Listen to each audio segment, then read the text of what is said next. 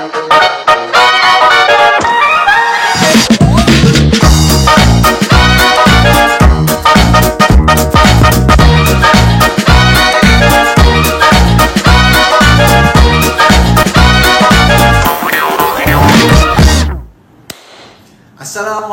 warahmatullahi wabarakatuh.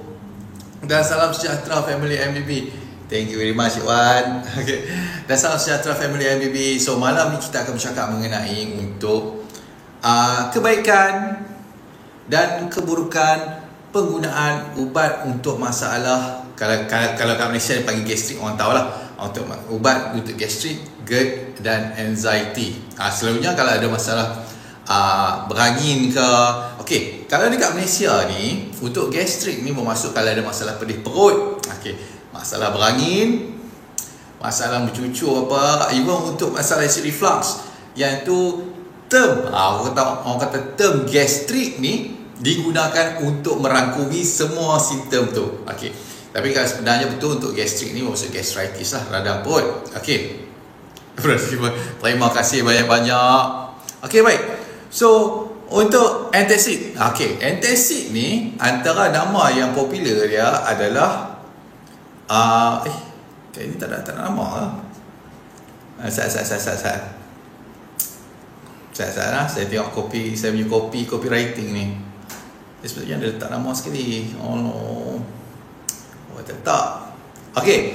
Contoh seperti Gaviscon, magnesium triacylate, ubat kapur tu kan. Okey. Yang itu digelar sebagai antacid. So, kegunaan antacid ni apa dia? Kegunaan dia adalah untuk meneutralkan ataupun mengurangkan kepekatan asid perut kita. Itu kegunaan dia. Okey. So, untuk kalau macam saya tengok saya tak salah. Okey. So, kalau untuk kegunaan dalam jangka masa pendek, ini untuk maklumat semua, dia dalam 2 minggu saja. Kita kata jangka masa pendek 2 minggu ni. Lebih pada 2 minggu dia masuk separa panjang. Lebih daripada 8 minggu penggunaan tu kata dalam tempoh jangka masa panjang dah. Okey. Baik, KL kena cakap KL tu. Okey, mana boleh macam tu. Okey, baik. So dia kegunaannya untuk melegakan, memberi kelegaan sementara. Okey, tak apa. So, nombor 2, H2 blocker. H2 blocker antara nama dia Ranitidine, Zantac, Famotidine. Okey. Kalau macam untuk Ranitidine, sekarang ni dah tak ada dekat Malaysia. Dulu, satu ketika dulu, sekitar tahun 2018, 2019 masih digunakan. Tapi selepas keluar berita yang mengatakan penggunaan Ranitidine kata salah saya, ya, H2 blocker ni meningkatkan risiko untuk berlakunya kanser perut dan juga kanser tekak. Ada ubatan tu dah tak digunakan, dan sekarang ni kira untuk H2 blocker ni dah tak popular, orang dah tak guna dah. Okey. So, nombor 3 adalah proton pump inhibitor. Okey, contohnya namanya seperti omeprazole, pantoprazole, Nexium. Okey. Yang ni digunakan untuk menghalang enzim yang bertanggungjawab untuk menghasilkan asid perut. Dia block kita punya proton pump yang mengeluarkan chloride ion, supaya dia hydrogen ion kata salah saya, supaya dia tak boleh combine dengan chloride untuk bergabung untuk menjadikan asid hidroklorik dalam perut. Okey. So kalau penggunaan dia ni, dia orang kata agak cepat untuk memberikan kelegaan. Okey. Nombor 3, potassium competitive acid blocker. Yang ni teknologi yang paling baru, paling latest sekali lah.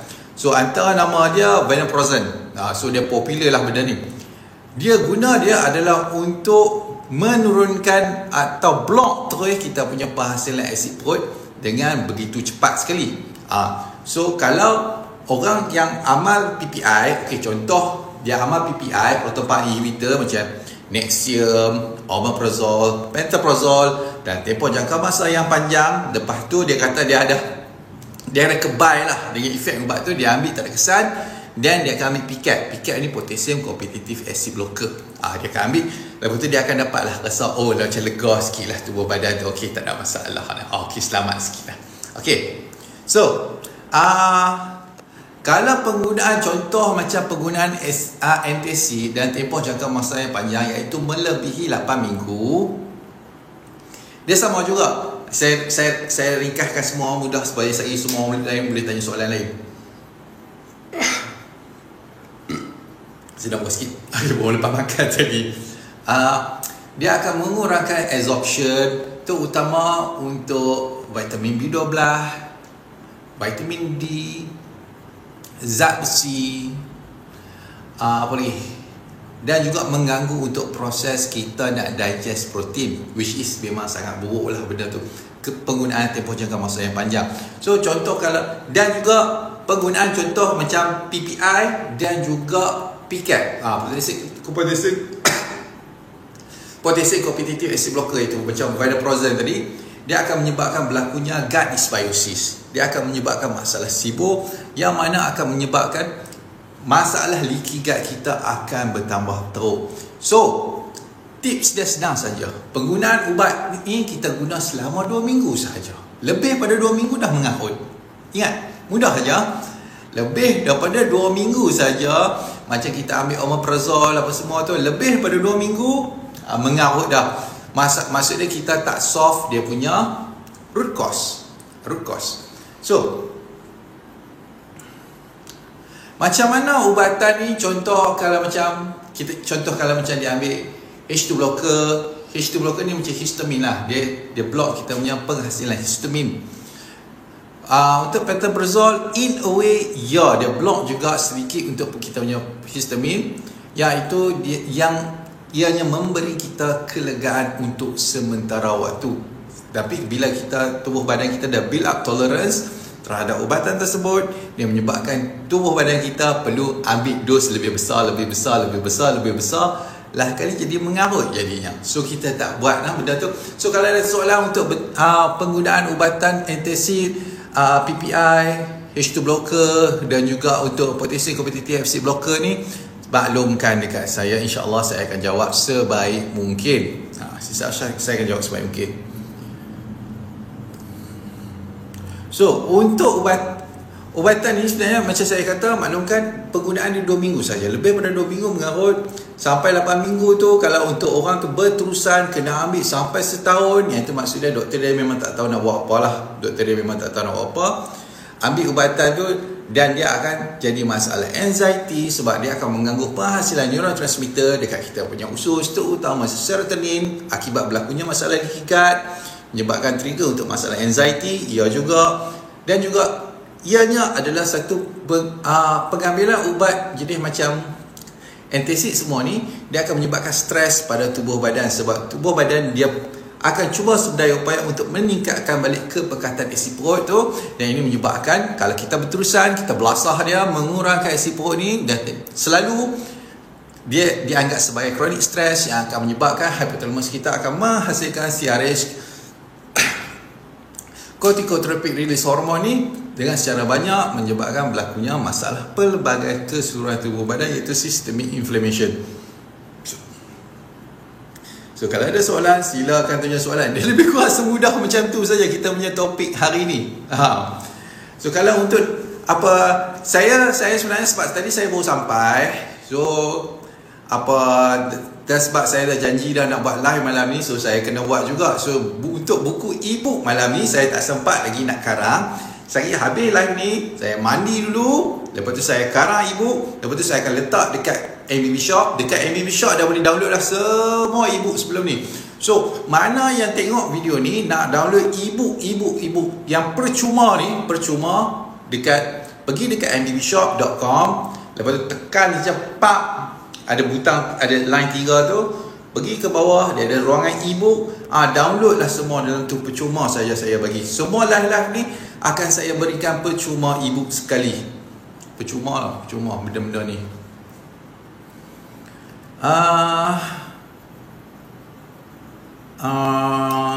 Macam mana? Apa ni?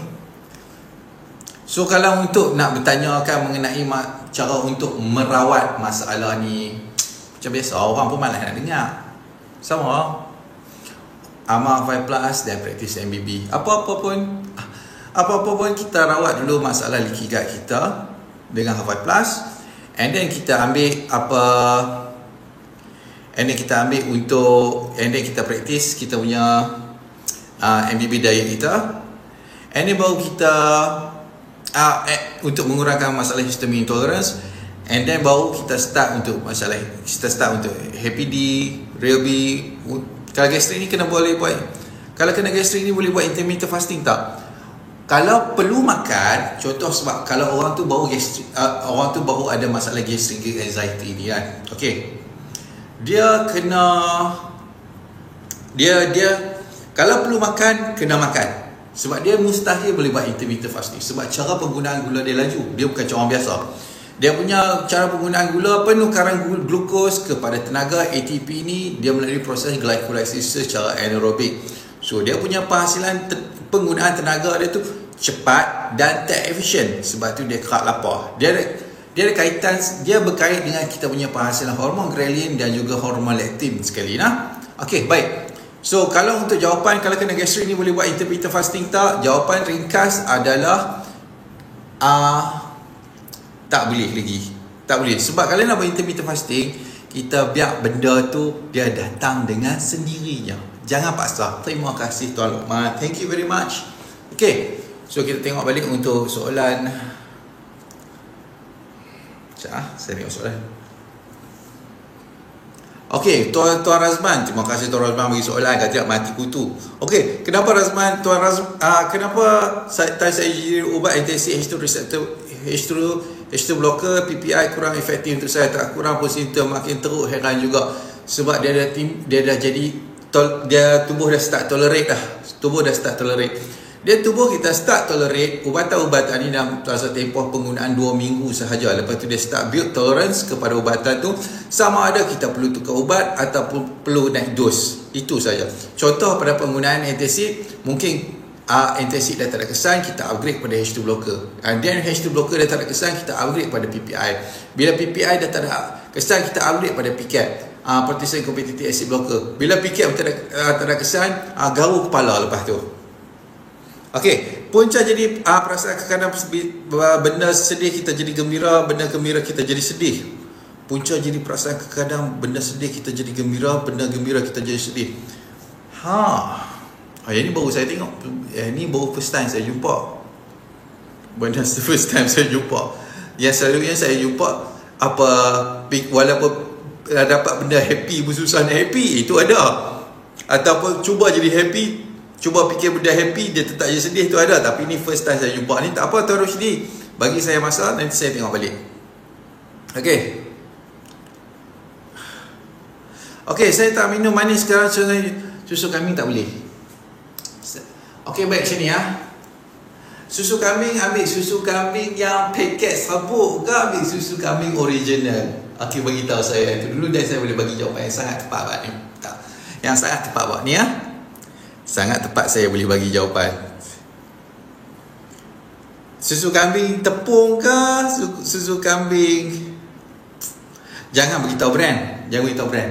Okey, ni saya kata brand lain lah. Bagi tahu brand lain. Okey, untuk susu kambing ni dia macam ni. Formula dia saya bagi ya. Sebab saya dulu terlibat dalam industri untuk buat segala jenis jenis susu. Saya tahu formula dia. So untuk susu kambing, orang akan guna sekurang-kurangnya habis maksimum boleh tekan adalah 25% sahaja. 25% saja. Dia tak boleh lebih daripada 25% sebab dia akan timbul rasa hamis, bau hamis. Orang tak minum, orang tak boleh minum. So, untuk mencukupkan 25% tu, untuk nak bagi lemak berkrim, dia akan letak creamer dan juga gula. Which is gula tak ada masalah. Problem dia pada susu, pada creamer tu sendiri dan susu tu sendiri. Walaupun susu kambing ni dia rendah dengan, dia bukan, dia kata laktos dia agak sederhana. Laktos dia agak sederhana. Kita Southeast Asia, kita orang Southeast Asia, Asia Tenggara, kekurangan enzim laktase untuk nak hadam laktos secara general. So bila kita ambil susu macam ni, in a way dia akan menyebabkan masalah leaky gut tu makin teruk. Itu saja, dia punya logik dekat situ saja. Sebab saya tak pernah jumpa pun sebab kami buat macam MBB ni, kita track orang tu daripada tahun 2019 sampai 2024, ada daripada tahun 2017 sampai 2024 yang mana kami mesej hari-hari. Hampir banyak lah. Even grup-grup sekali. Saya tak pernah jumpa pun orang yang kata, oh, minum susu kambing ni bagus ni, jadi sihat dan kuat ni. Tak pernah. Kalau macam kita orang Southeast Asia tak ada kebolehan dan sangat kurang kebolehan untuk nak hadam laktos. Kita secara genetik macam tu. Kecuali kalau kita orang Timur Tengah ataupun Caucasian, orang Europe, dia orang tinggi untuk enzim laktase. Bermaksud through evolution dia orang sebab nenek moyang mereka dah memang beribu tahun dah memang minum susu ni. Kita orang Melayu, kalau tengok mata tu kali macam koko gelak-gelak hitam ni, rambut lebih kurang macam ni kan, maksud dia tak boleh lah minum susu. Tapi kalau tengok mata tu satu hari tu kita bangun kan, mata tu kalau biru lah mata, kalau biru, kalau hijau, rambut ni kalau blonde, maksud dia boleh lah minum susu. Itu okey lah. Itu je, semudah macam tu saja. Okey. Untuk komen sikit ubat homeopati untuk ni pun saya ada try juga. Dulu tak ada efek. Saya untuk bab berkenaan untuk ubat homeopati ni, saya kurang maklumat. So bila saya kurang maklumat ni, saya malah nak terjun nak explain about homeopati ni. Itu saja. Dan untuk malah homeopati ni sebab tak shock sangat kita nak kacau pun, sebab dia tak berapa prominent sangat. Sebab homeopati ni lebih kurang macam alternatif betul kan, dan orang jarang guna. So kita taklah sangat nak sembang bab tu. Itu je. No comment lah, senang kata no comment. Okay. Good evening Tuan Azwan. Okay, good evening Violet Fifi. So kalau okay, jadinya tak boleh ke minum susu kambing, ada susu lain boleh minum? Tak boleh. Dia secara general macam saya maklumkan, kalau boleh tengok untuk kata kajian yang dibuat oleh mana tak salah saya, yang di-funded oleh Universiti Malaya. Universiti mana buat? Tak salah saya, Universiti USM buat, yang mengatakan orang Southeast Asia memang kekurangan enzim laktase. Dia hampir tak ada kebolehan untuk nak hadam laktos daripada susu. Mudah tu je. So dia ikut race dalam bangsa. Kalau keturunan orang Timur Tengah, orang Arab mungkin boleh. Boleh lah, orang Arab boleh. Kalau orang putih, orang Northern Europe, boleh. Orang Irish boleh. Tapi kita memang tak boleh. Okey. Tu ubat gastrik ni boleh buat jadi ketagihan ke? Dia bukan jadi ketagihan. Dia jadi macam psychological dependence terhadap ubat tu, secara psikologi dia. Itu aja. Cuka apple boleh minum tak kalau ada jijik? Cuka apple boleh je, tak ada masalah. Lepas makan kita cuba ayat cuka apple sedap-sedap, minum letak ais sekali, tak ada masalah. Okey saja. Tapi janganlah kata macam buat cuka apple tu pagi-pagi minum kosong macam tu, saya dengan harapan boleh menyembuhkan masalah gastrik. Jadi tak lah. Ambil lepas makan, enjoy. Buat macam buat yang manis sedap, tak ada masalah pun. Okey. Anda ambil ubat gastrik sampai benar-benar sesak macam 2 minggu sekali, atau ketika benar rasa tak sesak, boleh tak? Boleh, tak ada masalah. Dia cuma jangan kita ambil ubat tu macam orang buat ambil ubat kolesterol, ubat tekanan darah tinggi kan. Dia tak boleh lah macam tu. Tak boleh lah. Itu je macam ambil ubat syar darah kan. Tak boleh lah macam tu. Tapi kalau ambil macam betul-betul tak ketahuan lah tu kan, ambil boleh je.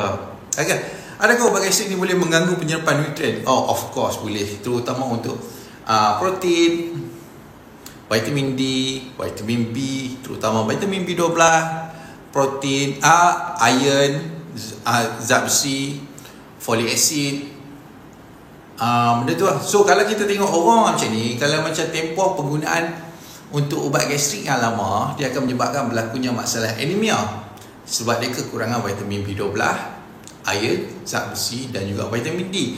Kalau dia buat test untuk vitamin D, kita akan boleh tengok level dia akan insufficient. Memang insufficient. Level dia akan dalam 60, 40 macam tu saja. Sepatutnya level vitamin D ni dalam 140 ke atas, itu orang kata sufficient. Sufficient. Banyak kacau lah kalau ambil ubat gastrik ni. makin jana. Sebab tu dia ada keburukan dengan kebaikan. So kita kena timbang tara. Kena timbang tara. Kalau macam orang tu perlu terdesak untuk menggunakan ubat gastrik ni, silakan ambil, tak ada masalah.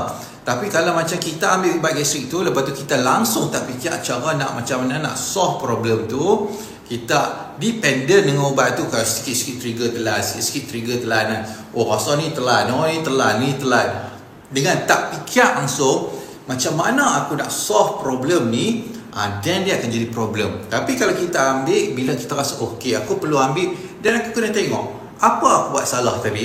Aku termakan benda baru ke, aku termakan suplemen baru ke, aku ada ambil suplemen bukan MBB punya ke, lepas tu aku nak pergi kacau dietec ke, lepas tu aku nak pergi terapah dietec ataupun aku ambil makanan, aku makan tepung ke, aku ada minum susu ke, aku ada ambil makan minyak sayur ke, ataupun aku guna kederat aku lebih sikit, ada aku terkejut ke tadi.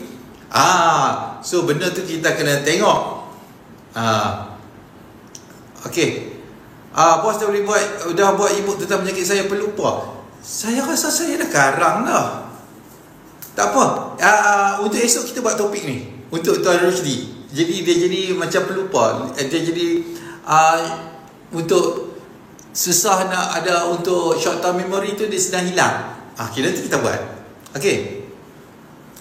Kalau yang habis bila perlu tu kalau yang habis bila perlu tu je kacau juga ke, dia tak kacau. Dia jangan berlaku kebergantungan. Maksudnya kita langsung tak fikir cara nak solve problem. Itu dia. So, berapa lama kita ambil vitamin D untuk sampai 140 ke atas? Dia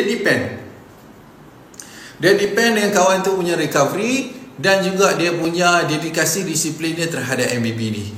Kalau dia tak disiplin, susah lah. Tak workout apa semua, susah lah kalau macam tu kan. Tapi kalau dia disiplin proper dalam masa 6 bulan, 7 bulan boleh dah. 6 bulan, 7 bulan boleh dah.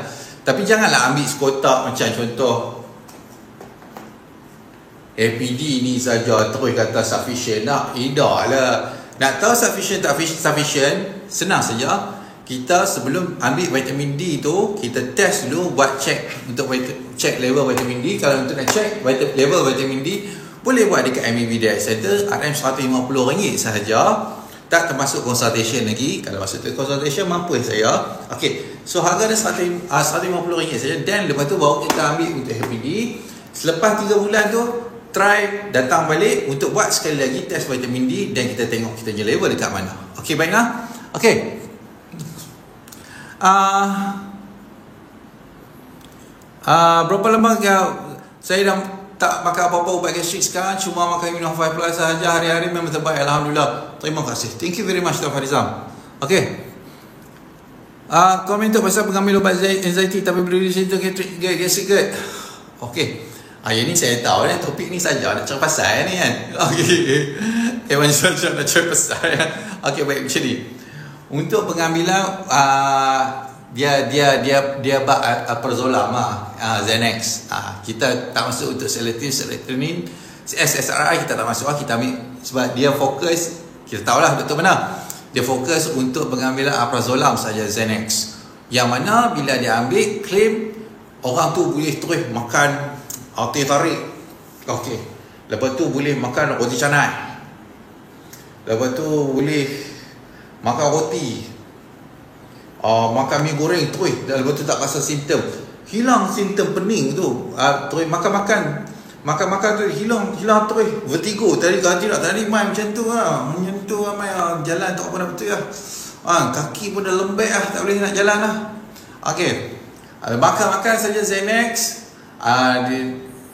Dia bagi setengah, so 0.25 mg.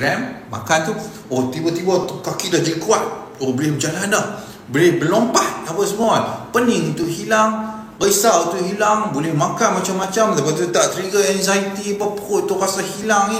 Memang boleh pun. Itu memang sifat Xanax. Sebab Xanax dia improve kita punya GABA. GABA ni orang panggil apa dia kah? Saya lupa dah apa bagi tarik lah. Satu enzim dekat kita punya otak ni, yang mana dia umpama handbrake kepada hormon CRH, corticotropic release hormone, yang dihasilkan oleh kita punya hypothalamus. So bila dia tarik handbrake CRH kita relax, Bila dia relax saja, dia kurang trigger kita punya mast cell, dan pada masa tu apa-apa sahaja kita makan pun dia akan takkan trigger. Bloated kita hilang, pening kita pun hilang, semua segala benda dia hilang untuk sementara waktu sahaja. Tetapi kalau berterusan buat benda yang sama juga, dia hari-hari duk makan benda yang sama, lepas tu telan Xanax, apa yang akan berlaku? Dia akan berlaku dosage tolerance. Bila berlaku saya dosage tolerance, dia kena start 0.25, dia kena naik 0.5, and then 0.75, and then masuk 1 gram, and then lepas tu dia kena buat combination pula dengan selective serotonin reuptake inhibitor. Dan problem lepas tu, benda ni saya tengok banyak kali dah. Okay, so kita tengok soalan, makan daun moringa okey ke kalau ke? Makan daun moringa, dia rasa saya kata okey dan juga tak okey. Dia depend. Kalau daun moringa dia depends.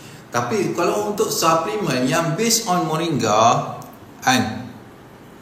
dia bergantung kepada dosage. Kalau orang tu letak dosage tinggi, makan sasau terus. Untuk GGA ni, orang yang masalah sugar anxiety, dosage tu sangat-sangat penting. Kalau apa-apa saja benda yang potent dengan antioksidan, dia tak akan boleh ambil. Dia akan jadi paradox punya efek. Dia akan menyebabkan berlakunya masalah lebih lagi inflammation. Itu saya ceritanya.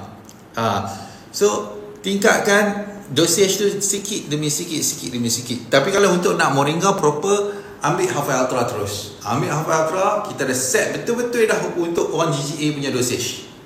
Nah, okay.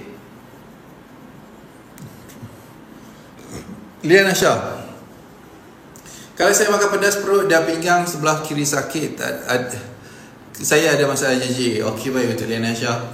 Pedas, okey, contoh pedas ni macam cili kita ambil ya. Cili yang menyebabkan pedas ni adalah capsaicin. Capsaicin ni dia bersifat irritant. Okey. So kalau dia masuk macam kena kita punya gut lining, kalau kena gut lining kita, dia irritate gut lining kita. Lagi kalau kita ada masalah leaky gut, automatic bloated. Sebab apa? Sebab dia akan trigger kita punya mast cell untuklah hasilkan histamin. And then histamin ni akan pergi dekat kita punya bakteri usus kecil ataupun bakteri usus besar ataupun mana-mana dia jumpa saja. Bakteri usus ni akan metabolize dia akan hasilkan gas. Bergantung kepada jenis, ada yang hasil hidrogen, carbon dioxide, methane, terpulanglah kita akan bloating. So kalau untuk sebelah kiri sakit ni, saya ada masalah kemungkinan disebabkan bloating ataupun cramping perut. Yang disebabkan sebab kita tahu histamin ni juga dia boleh mengecutkan tisu lembut yang akan menyebabkan berlakunya masalah sebelah kiri sakit. Kalau rasa sakit, cramping, menyucuk ataupun menikam, ambil Buscopan. Boleh beli kat farmasi. Nah,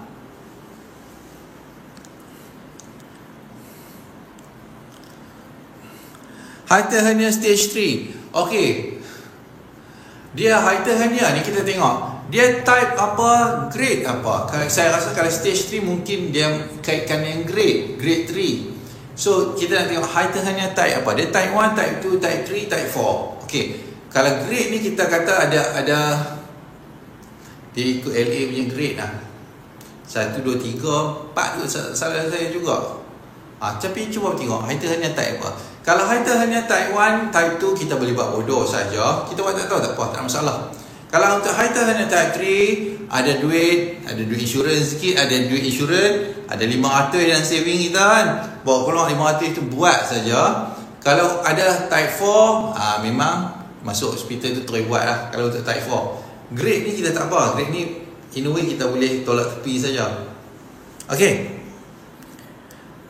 Nak tanya bila ada promo lagi Happy D dan Microbal. Kita kena tengok dulu macam mana. Untuk Sweet Violet Fifi kita tengok dulu macam mana. Tuan, apa beza Half-Life Plus dengan Half-Life Ultra? Untuk Half-Life Plus ni, untuk Half-Life Ultra ni dia kira next generation lah kepada Half-Life Plus, yang mana kita improve lagi dengan kita letak moringa, extract moringa, apa tu, astaxanthin. Saya pun boleh lupa lah benda-benda yang formula saya sendiri saya lupa. Ini dikatakan tokek setan.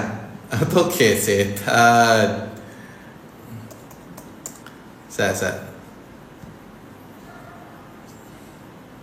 Okey. Moringa, bromelain, astaxanthin dengan saffron. 3 benda ni saja. Minta maaf, saya terlupa tadi. Okey. Saya kena tengok live saya balik. Kat mana live saya? Saya takut sebab kat sini saya tak nampak dia punya, tak nampak saya punya soalan. Okey. Tu adalah hafal HPD ada antioksidan sesuai dengan program orang cicik. Adalah HPD ni, kita HPD hafal dia dosage sebenarnya Kak Nila. Dia dosage lah. Macam beetroot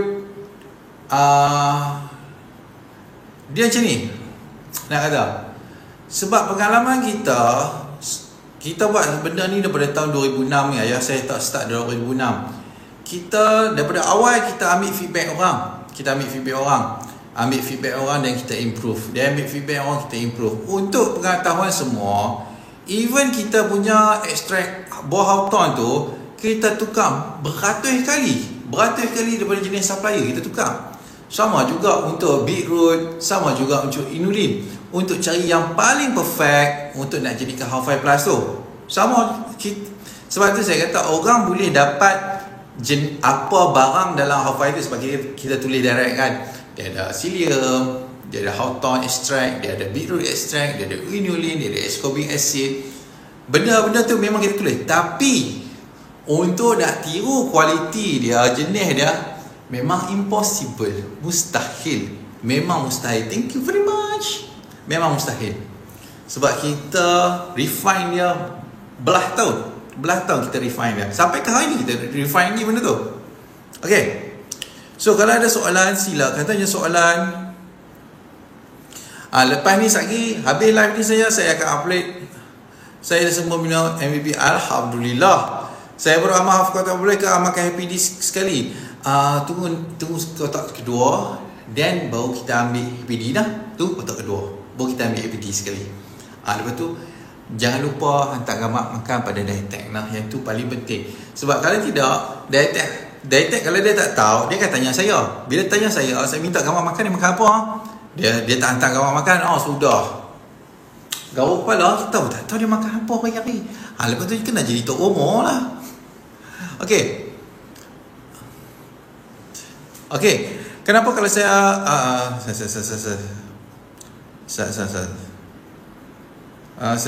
saya baru amal kota pertama. Tuan, sinta saya hari-hari hadap macam GERD, tapi cek skop atas bawah CT scan tak jumpa masalah.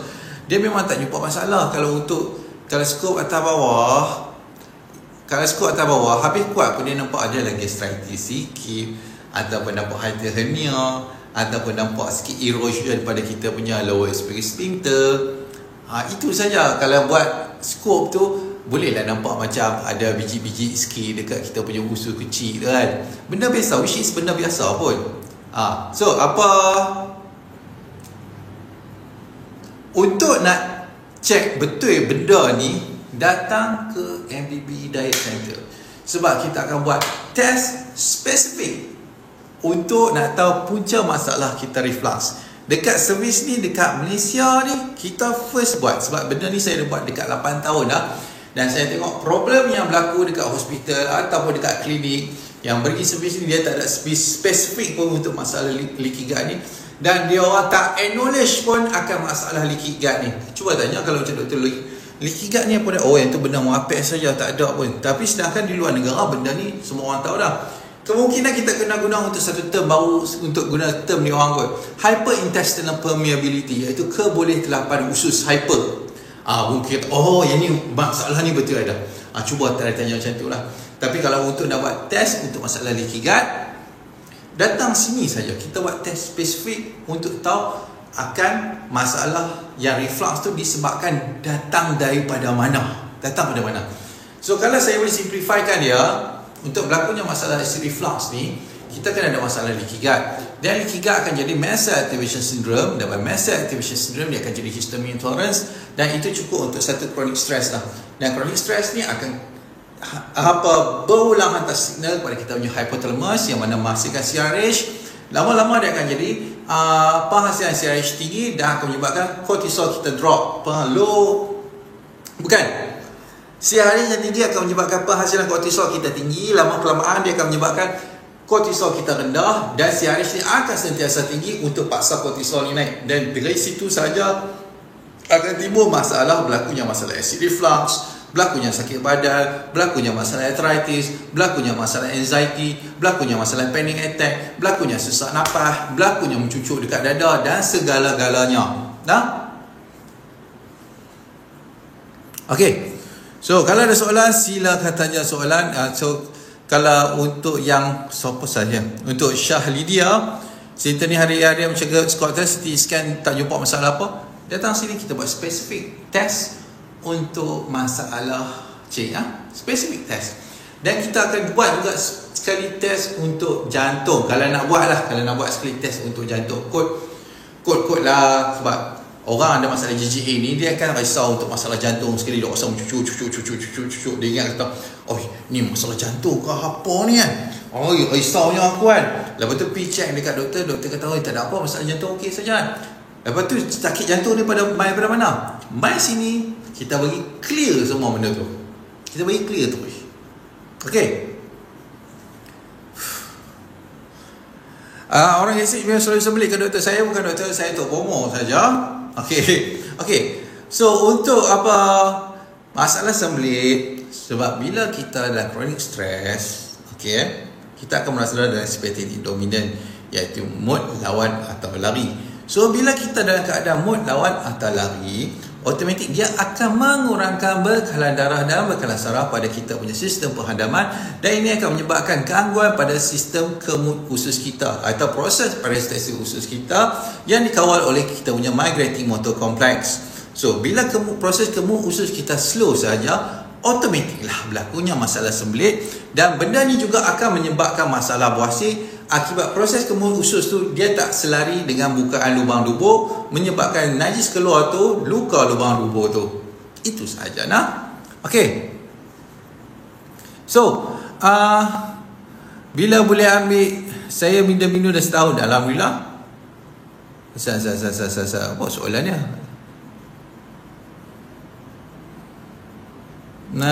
Bila boleh ambil Relsi? Relsi ni kita ambil waktu ni kita on microbar, kita ambil Relsi, tak ada masalah. Dan kalau ada masalah persisten dengan tekanan darah tinggi, dia memang betul-betul ada masalah tekanan darah tinggi. Kalau macam sistolik dia 180, diastolik dia 120 kan, ambil Relsi sebab grapeseed extract dalam tu akan membantu banyak menstabilkan tekanan darah tinggi tu.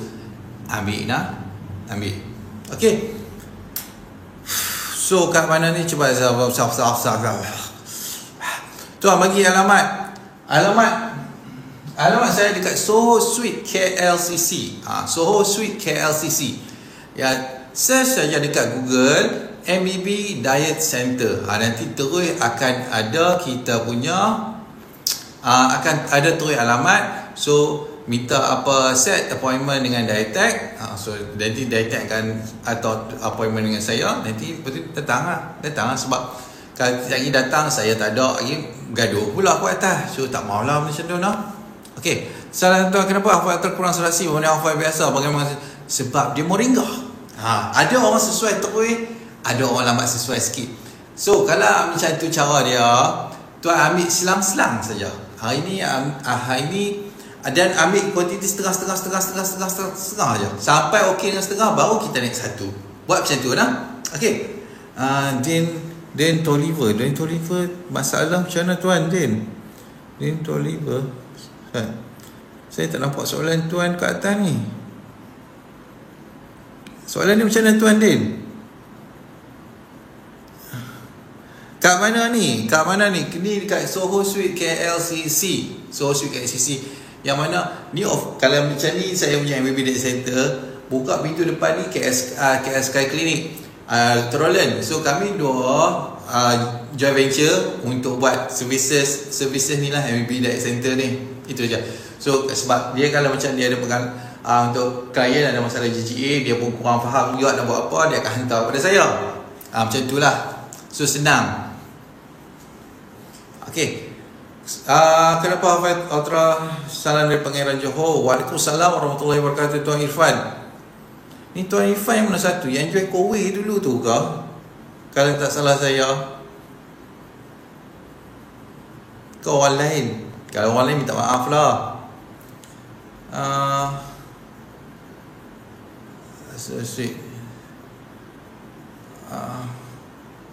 Saya tengok sebab saya cari soalan Tuan Din Toliver ni sebab saya tak tahu.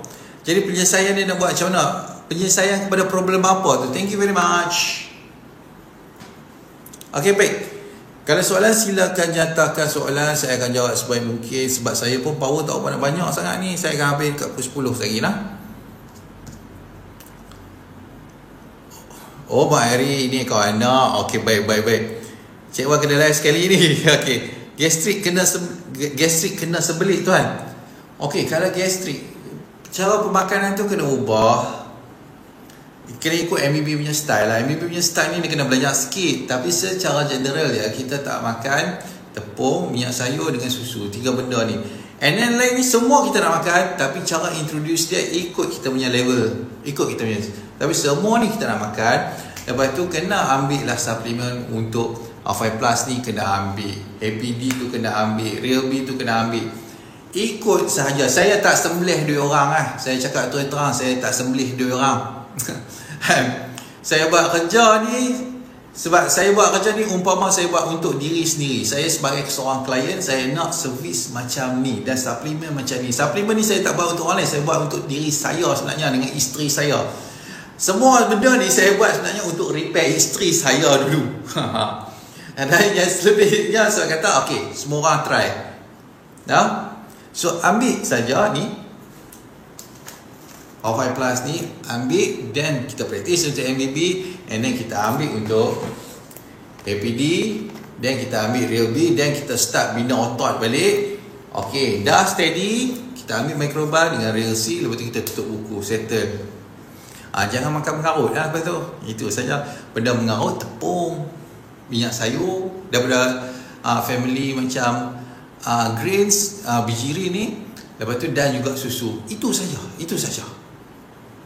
Untuk masalah sembelit ni, kalau tuan tengok saya punya ni untuk R5 Plus tu berpuluh dia testimonial lah, banyak untuk sembelit ni. Kalau untuk yang tak upload lagi tu kan, beratus. Saya sebab malas nak upload, sebab nak kena buat presentation elok-elok, letak gambar apa semua bagi orang nak tengok kan. Oh, letih ni orang nak buat ni. Lepas tu saya orang tanya soalan saya kena jawab soalan saya kena buat kerja grafik balik, saya kena tengok duit balik, saya kena tengok ni balik. Hari tu banyak. Sebab tu malah sebab tu malah tu. Okey baik, terima kasih Din Toliver, terima kasih banyak. Okey. So tengok enjoy dulu testimoni apa semua tu. Semua tu saya punya klien yang mana kalau nak contact pun boleh contact, tak ada masalah lah. Tapi terpulang ada pola nak jawab tak jawab. Okey. Untuk Safiza, kenapa GERD tak boleh minum banyak air ya? Kalau minum banyak rasa sedap perut tak boleh sendawa. Dia macam ni. Sebab perut tu dah memang banyak gas lah sebenarnya. Bila kita minum, dia sebenarnya dia merelakskan kita punya auto LES. So, kalau nak bagi sendawa, kita buat macam ni. Minum air saja, kita pergi berjalan. Sambil berjalan, kita tekan badan sikit. Yang mana rasa sakit, keras, kebas, lengang. InsyaAllah dia akan sendawa. Sambil berjalan lah. Jalan, tekan. Oh, rasa macam kebas. Belakang ni tak selesa, tekan. Lagi dia berat mah. Saya rasa macam kebas tangan siapa jari-jarinya tekan lagi berat senang. Jalan tekan badan. Buat macam tu saja. Try buat macam tu. Okey baik. Supaya bekas pusaka JJA dan klien MBR5, hampa takkan jumpa sebagai paling champion berkaitan JJA Space. Memang betul. Kita paling champion dekat Malaysia ni, kita paling champion. Sebab kita buat semua benda. Cuma apps tu kita tunggu Ustaz. Sebab saya duk habis duit buat MBB Diet Center ni yang habis duit banyak ni. So untuk apps tu dia sepatutnya kena beli komputer, buat server baru kat sini, buat semua. Dan apps tu nanti kita akan letak AI lagi, buat semua dalam tu. Bergantung kepada duit berapa banyak kita ada. Semua duit saya work kat sini lah. Semua duit saya tak beli rumah, saya tak beli kereta, saya tak beli apa pun, tak beli. Duit semua saya bubuh kat sini lah untuk memudahkan orang yang ada masalah GGA ni lagi cepat faham. Semua duit saya bubuh kat sini. Okay. Geram juga tengok orang founder duk pakai kereta besar, sport car apa semua. Aku apa pun tak ada.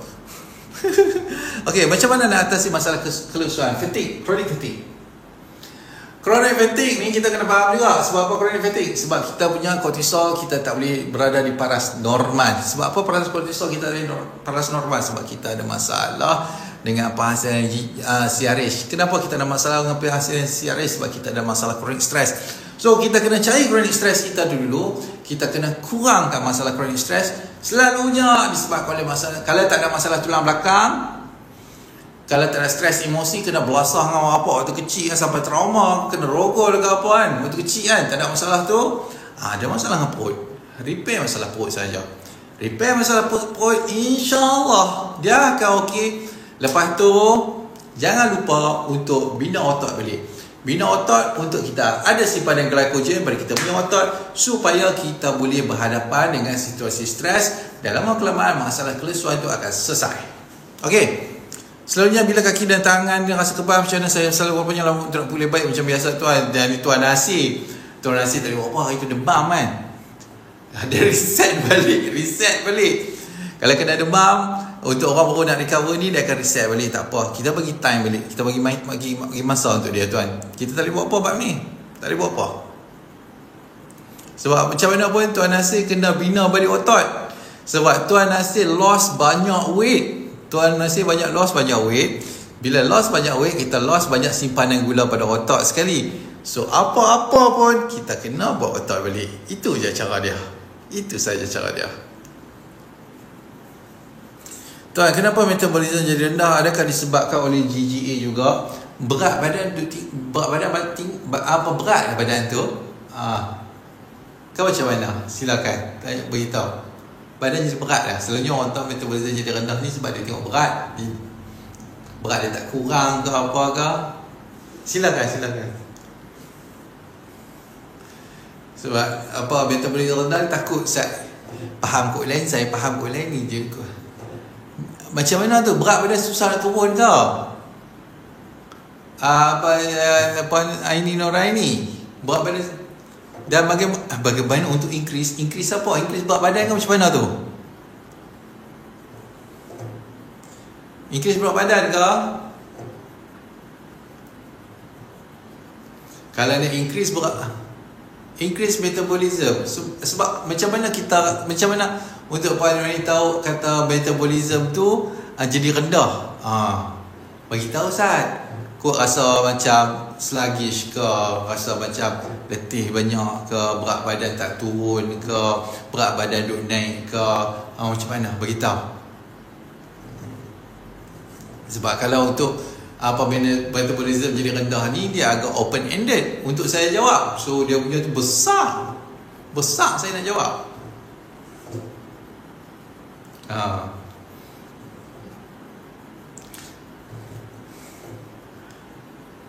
Berat susut sejak GGA. Kalau macam tu saya faham lah. Kalau berat susut tu bermaksud kita punya penggunaan tenaga tu cepat. So bermaksud kalau check, kemungkinan ada masalah kita punya thyroid overreaktif. Itu sahaja. So check dulu untuk masalah hyperthyroid. Kalau masalah hyperthyroid tak ada masalah. So apa yang perlu boleh buat adalah increase berat otot. Nak increase berat otot, HPD dengan Real B, and then kita start workout. Nak workout, kita buat benda yang ringan-ringan saja dulu. Tak perlu susah-susah. Saya ada buat e-book berkenaan untuk workout, untuk basic beginner workout ni. Ada. Pergi dekat MBB shop tu kan. Lepas tu tekan tepi tu, lepas tu masuk tengok bahagian e-book. Ada cara beginner MBB untuk workout. Saya explain dengan detail macam mana untuk orang yang ada masalah GGA ni, dia berat badan dia susut. Kenapa berat susut? Apa berat yang sebenarnya hilang? Dia bukan berat lemak, tetapi ada berat simpanan glycogen dan juga berat otot. Kenapa berat? Okey, Kenapa berat otak kita dan berat simpanan glycogen kita ni hilang? Itu saya pun explain juga. Dan macam mana untuk nak kembalikan balik kita punya berat ni. Itu saja. So, saya bagi cara untuk brisk walk dulu pelan-pelan, cara untuk buat senaman pakai body weight. Dalam tu saya tak letak yang pakai equipment pun. Semua pakai body weight sahaja. Okay, so tengok dekat situ, download dan baca, faham betul-betul. Kalau tak faham macam biasa tanya saya lah. Lepas tu nombor telefon saya ada kat situ seperti biasa lah. Kita pernah kontak rasanya. Selalu kontak kot. Thyroid workout ni progress berat lean. Okey, tak ada masalah. Slow. Nanti kan akan ada sampai satu masa dia kata, tuan macam mana berat saya dah naik tak berhenti ni. Wajib dan pasti benda tu jadi. Wajib dan pasti benda tu. Sebab ramai lah yang dulu duk risau pasal berat turun. Macam mana ni saya risau lah, saya jadi kuih ni kena cancer ke apa kan. Lepas tu dia tak duk, tuan macam mana ni saya nak bagi berat saya ni. Saya tak mau berat saya naik dah ni. Saya dah suka berat macam ni lah. Saya takut berat saya dah naik ni sekilo. Macam mana ni? Akan ada masalah tu. Akan ada. Aduh, macam-macam. Berat badan ni tak payah duk risau. Tak payah dah pening pun. Tak payah dah pening. Ikut saja formula MBB tu kan. Nanti dia akan naik. Confirm dia naik. Okay, baik. Tak, kenapa tiba-tiba sedang makan hilang bila nak makan? Sebab bloated. Kalau bloated, confirm tak lalu nak makan. So, cara nak bagi ada selera makan. Dan jangan paksa makan waktu tak ada selera makan. Saya mula tekan leceh. Cara dia, bagi saya minum air dulu.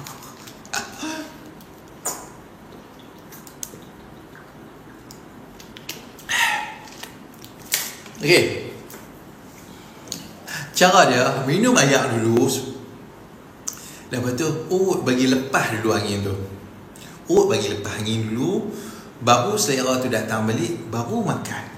Dia apa lah?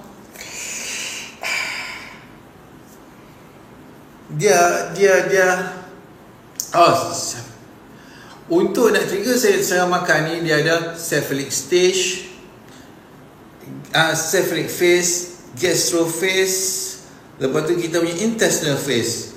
Baru kita boleh makan dengan selamat lah. Cephalic phase ni selera kita punya mulut tu dia start macam berselera nak makan lah. Kita kena trigger benda-benda tu, iaitu air liur kita start keluar, kita bau kita ada nafsu nak makan, maksudnya kita ready nak makan lah.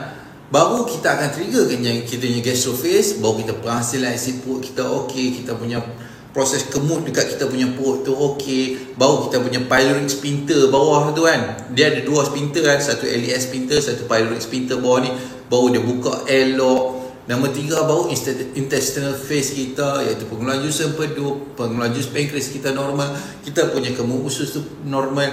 Yang ni cephalic, gastro, intestinal phase. Nak dapat 3 benda ni, kita kena ada selera makan. Kalau tak ada selera makan, jangan makan. Sekejap lagi dia akan sangkut dekat mulut, sangkut dekat perut, sangkut dekat tekak. Tak sangkut dekat mulut, dia sangkut dekat tekak. Kalau tak sangkut dekat tekak, dia sangkut dekat perut, dia jadi mual nak muntah. Kalau tak sangkut dekat perut, dia sangkut dekat kita punya usus. Sangkut dekat kita punya usus, dia nak jadi sembelit, dia nak jadi senak perut, dia nak jadi berangin, nak jadi kram. So leceh benda tu. So kita minum, bagi lepas angin dulu. Layak bagi lepas angin dulu, bagi kita ada selera tengok makan. Dan makanan tu kena sedap bang. Itu yang requirement utama MBB. Ingat, MBB ni dia bukan makan nasi kucing. Selalu orang duk buat orang makan gastric gut anxiety ni, dia pun makan nasi kucing sebab takut. Takut. Saya tahu, tak apa, saya faham. Takut. Sebab tu kami ada diet ni untuk ajak bagi makan sedap. Bagi makan sedap. Kalau tidak saya tengok Lok makan ikan goreng satu, lepas tu dengan nasi sikit kicap haram tak bubuhnya, takut kan. Takut trigger lah. Orang cakap kicap apa semua kan. Oh makan macam tu. Kita tengok lauk macam tu 2-3 kali pun tak lalu nak makan lah.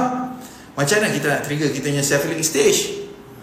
Tak dapat cephalic stage, tak dapat kita punya gastrophase, tak dapat gastrophase, kita tak dapat intestinal phase. Makan sembelit. Tak sembelit loya, muntah, tak pun terlekat kat tekak. Kan jam. Makan, ingat MEB makan bagi sedap, makan bagi puas, makan bagi kenyang. Kena buat semua benda ni kena dapat. Kena bagi sedap makan tu. Tapi makan tu ikut stage lah. Macam cara nak introduce santan, kena betul. Cara nak introduce sayur, kena betul. Itu je kot. Cara nak introduce cili pun kena betul juga. Jangan makan pedas betul. Introduce sikit. Kita kena bina ketahanan terhadap benda tu. Pelan-pelan. MBB boleh makan nasi kandar. Nasi kandar lah MBB. Macam tu Razman beritahu. So, pastikan makan sedap-sedap. Jangan makan nasi kucing. Lepas tu, mi goreng kita tolak tepi lah. Memang tak boleh makan dah pun. Orang sihat makan mi goreng pun sembelit. Ni kalau orang GGA makan kelupong sehari. Confirm punya. Tak payah nak makan benda mengarut. Nak makan pizza memang tak boleh lah. Saya pun yang sihat ni pun kan. Makan pizza pun sembelit ke? Makan pizza pun sembelit ke? Okey. Soalan bagus untuk Puan Linda. Nasi biryani. Nasi biryani ni dia pakai berah panjang. Okey. Saya ada buat tips untuk mengenai pemilihan berah. Dia senang saja formula dia. Saya pun malah nak sebut secara detail benda ni. Kita bagi ringkas saja. Pilih berah yang pendek. Guna berah biasa, guna berah kita je. Kalau pakai berah panjang ni, okey lah saya beri dia. Dia ada amylopectin, lepas tu satu lagi jenis amylase. Amylopectin apalah? Amylase ke tak salah saya. Dua jenis ikatan starch ni. Kalau jenis berah panjang dia susah nak urai. Jenis ikatan pendek dia senang urai. So pakai berah biasa je. Kalau berah panjang sering nak bloated. Tapi kalau dah boleh makan berah panjang, tak rasa apa, makan. Jangan tak makan pula, makan lah. Tapi kalau berah panjang ni makan berangin, tak selesa, buat nasi biryani pakai berah pendek. Itu saja. Hati just memang MB Diet Center kita punya view bukan kaleng-kaleng. Okey. Okey, macam nak tahu cara MB sesuai pun hantar pada Dietech. Hantar pada Dietech. Dan Dietech nanti akan guide. Makan ni macam ni, yang ni tak boleh lagi, yang ni boleh, tu boleh, ni boleh. Kalau mereka tak tahu, mereka hantar kat saya juga. Sebab tu kerja saya tak apa nak boleh buat banyak sangat tu. Sebab dia kena jawab soalan lain. Jawab. Sebab tu bab ni saya kata saya paling terror dekat Malaysia ni.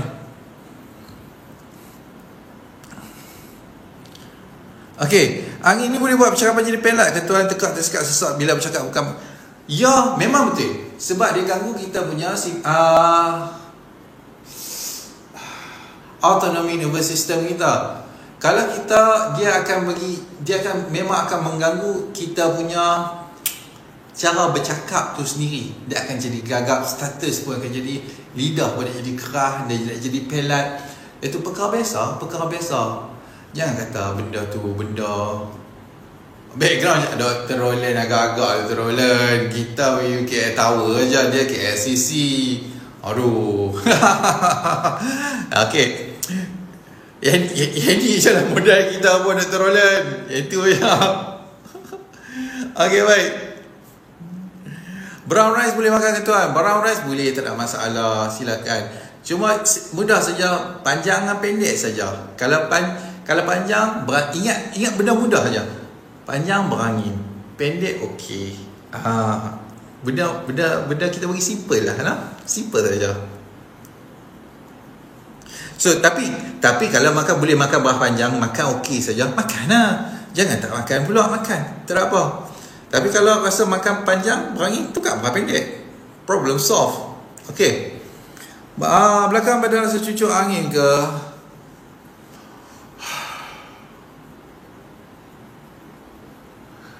Dia boleh vice versa. Datang sakit dulu baru jadi angin, ataupun angin dulu baru datang sakit. Dia boleh pilih dua. Okey. Kalau datang sakit disebabkan oleh masalah penghasilan prostaglandin, menyebabkan rasa sakit, lepas tu timbulkan stres, pergi kepada kita punya otak, pergi kepada kita punya hypothalamus, tembak CRH lagi, keluar lagi banyak histamin, pergi kita punya usus metabolisme histamin, jadi gas. Itu satu cara. Ataupun kita makan benda mengarut-ngarut, jadi bloating. Contoh kita makan cruciferous awal-awal macam brokoli, dia tak apa dah sesuai makan brokoli. Okey, dia makan brokoli jadi gas, itu dianggap sebagai stres, hantar kepada hypothalamus tembak CRH hasilkan banyak histamin. Dia bukan saja hasilkan histamin masa gitu, bukan saja hasilkan histamin, dia akan hasil juga prostaglandin, protease, cytokine, interleukin. Pergi semua ni eja radang, pergi kepada kita yang belakang, menyebabkan rasa sakit belakang pun boleh jadi. So benda ni vice versa. Okey. Okey, apa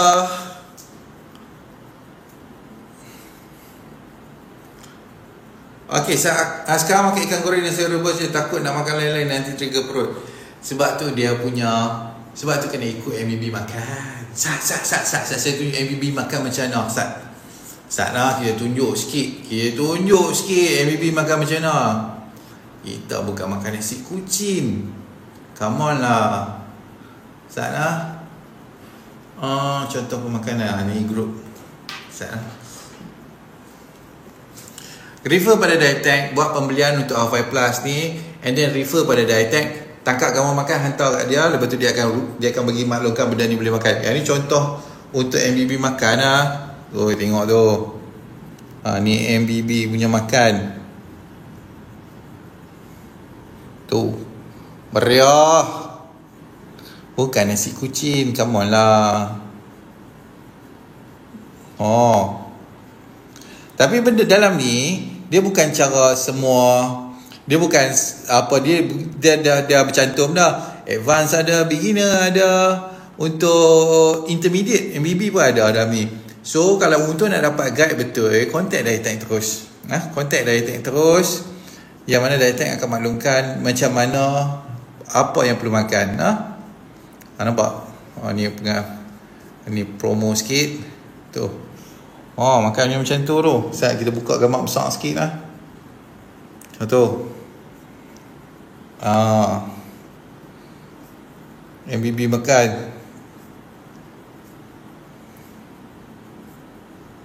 Oi, rancak lah. Kan? Rancak.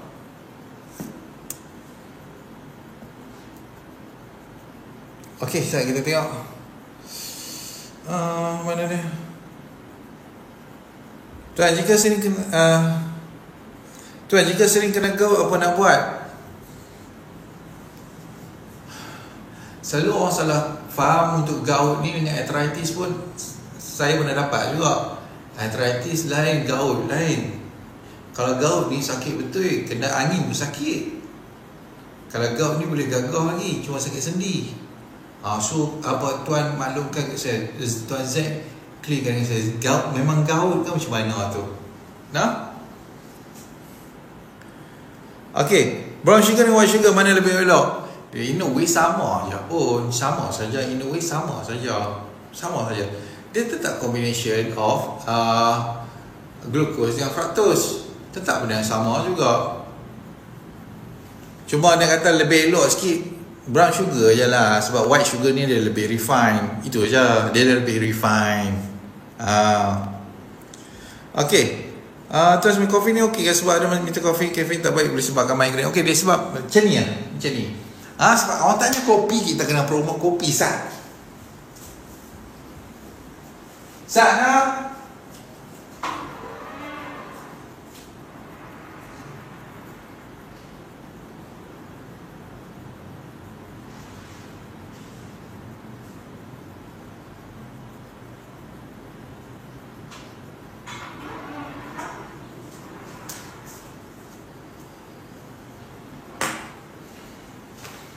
Okay, sebab orang tanya kopi, kita kena buat kopi. Okay, ni kopi boost. Satu lagi kopi untuk relax. Nampak muka saya handsome macam tu. Tapi kalau untuk beginner, saya saja untuk boost dulu. Tapi kalau dah okay dengan D semua okay, baru kita start dengan ashwagandha punya kopi relax ni. Ambil ni saja, dia okay. Okay, bercakap mengenai kafein. Okay, bercakap mengenai kafein. Kafein ni, orang suka minum kafein sebab dia nak rasa happy tau, dia nak rasa bertenaga, dia nak rasa energetic. Sebab caffeine tu lah.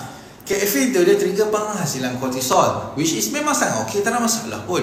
Cuma kalau dia ada masalah dengan penghasilan kortisol, dia akan dependent dengan adrenalin untuk nak trigger dia, untuk dia punya, orang kata dia akan trigger penghasilan adrenalin lah, untuk nak kickstart penghasilan kortisol tu. Tapi kalau kortisol tu tak boleh hasil, dia duk trigger adrenalin, memang orang tu jadi anxiety terus lepas tu. Itu je cerita dia. Tapi kalau badan kita dah okey, tak ada masalah, kurang masalah, ambil lah boost ni. Boost ni begini, MBB beginner boleh, sebab dia guna untuk ekstrak cendawan susu rimau, yang mana dia in a way adalah histamine inhibitor. Itu saja cerita dia. So ambil apa, boost lah, ambil boost. Tu. Tapi kalau dah okey banyak, ambil ashwagandha ni. Kopi relax, kopi dengan ashwagandha. Ashwagandha ni dia sebab adaptogen ni memang ada trigger kortisol kau-kau lah. Tu yang ni untuk orang advance saja boleh guna lah. Itu saja. Okay, so boleh silakan. Saya kopi ni okey. Sebenarnya kopi okey. Kalau untuk orang sihat dia memang okey, tak ada masalah langsung. Tapi kalau untuk orang sakit memang out. Itu je. Benda-benda baru jumpa page je, tak apa. Tengok saja dekat apa page Haufai tu kan. Ataupun mesej saya terus. Nanti saya akan pass dekat Dietech. Ataupun Atin Jaja ni pun boleh juga, tak ada masalah. Hajar, kontak Hajar tak ada masalah. Kontak je Hajar. Hajar ni Dietech juga, Atin Jaja tu. So dia tanya, orang darah tinggi boleh minum tak kopi ni? Ini okey. Untuk orang darah tinggi ni okey. Okey. Jika pun sebelah kanan bawah terasa pedih, mengapa ya, tengok dulu, check untuk buat ultrasound sama ada appendix, masalah appendix ataupun masalah empedu. Kalau check semua okey, tak ada masalah, dan kita kata gas sajalah, problem angin saja. Thank you very much. Okey. Kopi boost secara sedia ni macam mana? Macam biasa. Buah yang panas, bubuh dia ada secet. Buah secet dan tu gancang, minum. Milo buah angin kan, dia problem dengan Milo sebab dia punya creamer bukan termusu dia tu. Itu saja. Dia punya non dairy creamer tu. Itu je problem dia. Dan juga dia punya quality koko. Quality koko dia tak best. Allah, satu lagi. Sat nak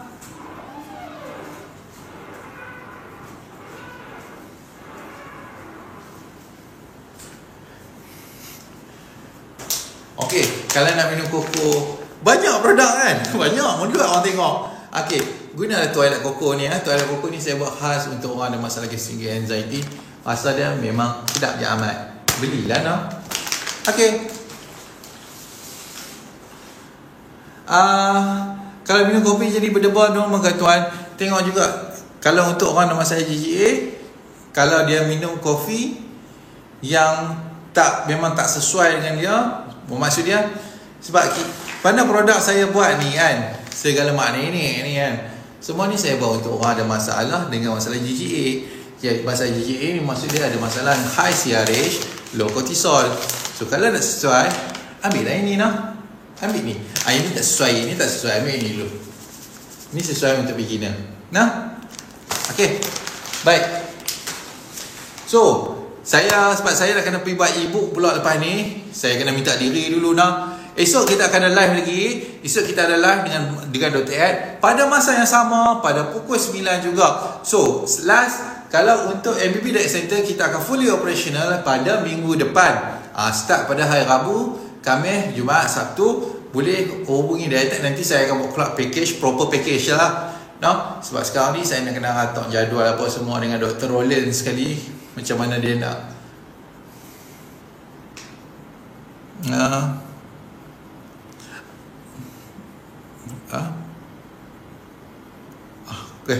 Okay, dengan Dr. Lolan apa semua sikit, dia punya timing dengan saya punya timing, tak apa, bagi habis minggu ni, untuk minggu depan pula insyaAllah kita akan fully operational lah.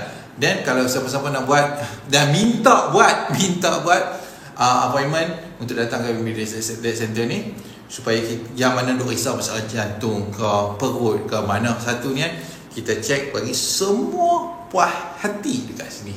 Nah, so tak ada lah malam-malam tu duk apa nak pergi buat ECG sampai berpuluh kali apa semua kan. Tak payahlah noh, tak payahlah. Okay, so kalau sebelum ni minum Halfai Ultra dan nak tukar ke Halfai Plus ada masalah? Tak ada masalah, langsung boleh saja nah, One Enterprise. Okay, baik, itu sahaja semua. Terima kasih banyak-banyak semua. Kita akan live balik esok malam pada pukul 9, masa yang sama dekat MBB Direct Center juga. Itu sahaja. Terima kasih semua. Assalamualaikum warahmatullahi wabarakatuh. Thank you very much bagi gift. Terima kasih banyak. Assalamualaikum warahmatullahi wabarakatuh.